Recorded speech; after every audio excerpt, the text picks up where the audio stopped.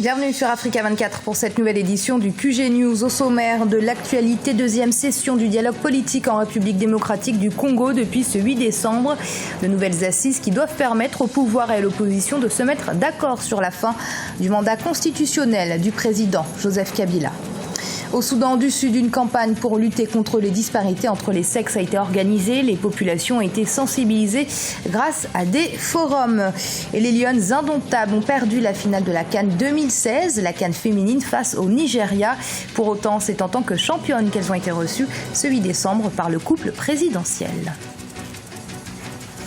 C'est ce 19 décembre que le mandat du président congolais Joseph Kabila doit prendre fin, mais le pays n'a pas eu les moyens d'organiser des élections.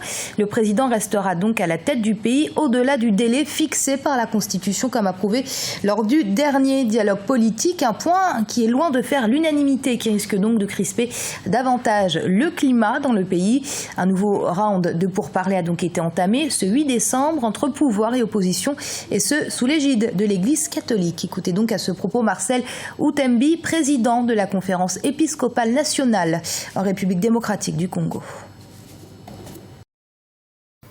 L'heure est grave.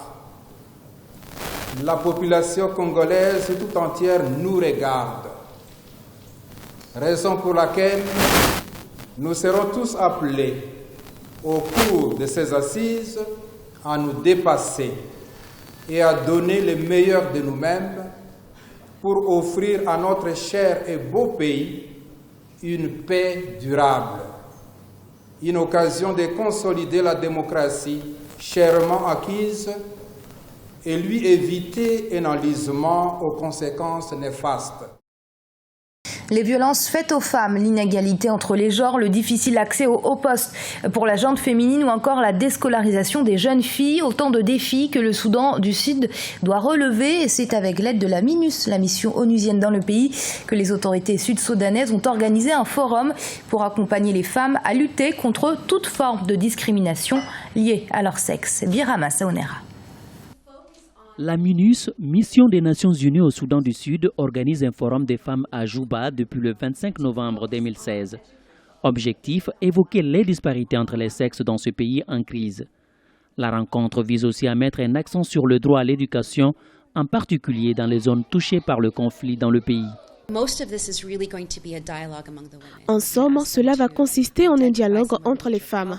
Nous allons leur demander d'identifier certains de leurs problèmes et des défis majeurs auxquels le Soudan du Sud est confronté et leur demander également de proposer des suggestions concrètes, des propositions spécifiques sur ce qu'elles veulent du gouvernement, ce qu'elles attendent de la communauté internationale pour aider à créer réellement un environnement qui permettra une éducation sûre pour tous, en particulier pour les femmes et les enfants.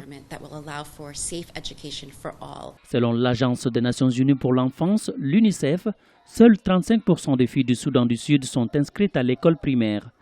Plus de 51% des enfants en âge d'aller à l'école ne sont pas aussi scolarisés. Le forum examine également comment les problèmes auxquels sont confrontées les femmes du Soudan du Sud peuvent être identifiés et traités. Les femmes sont restées à la maison à cacher des choses, même si leurs maris les battent. Elles ont tendance à faire semblant qu'elles sont bien dans leur foyer alors qu'elles ne le sont pas. Ce dialogue nous aidera parce que nous savons aujourd'hui que les femmes vont soulever beaucoup de questions auxquelles elles font face dans leur foyer et nous voulons aussi qu'elles nous donnent au moins des recommandations pour que le gouvernement et les Nations Unies nous aident à les mettre en œuvre.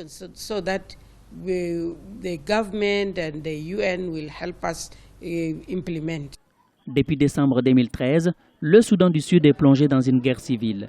Les 16 jours de militantisme contre la violence basée sur le genre sont effectués chaque année du 25 novembre au 10 décembre. Et c'est là avec pour seul objectif encourager la fin de la violence envers les femmes et les filles dans le monde.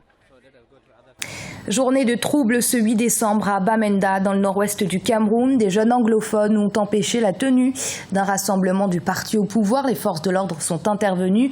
Les affrontements ont coûté la vie à au moins 2 personnes. Écoutez à ce propos Wilfried Tassang, leader du syndicat des enseignants anglophones. Aujourd'hui, le calme est revenu dans la ville. Il y a quelques échauffements ici et là dans la ville, particulièrement dans le voisinage Kwen, où 3 des 4 personnes qui ont été tuées hier vivaient. Les forces de sécurité sont dans cette partie de la ville. Ils vont de maison à maison pour confisquer les téléphones d'Android qu'ils détruisent ensuite. À part ça, le calme retourne dans la ville progressivement.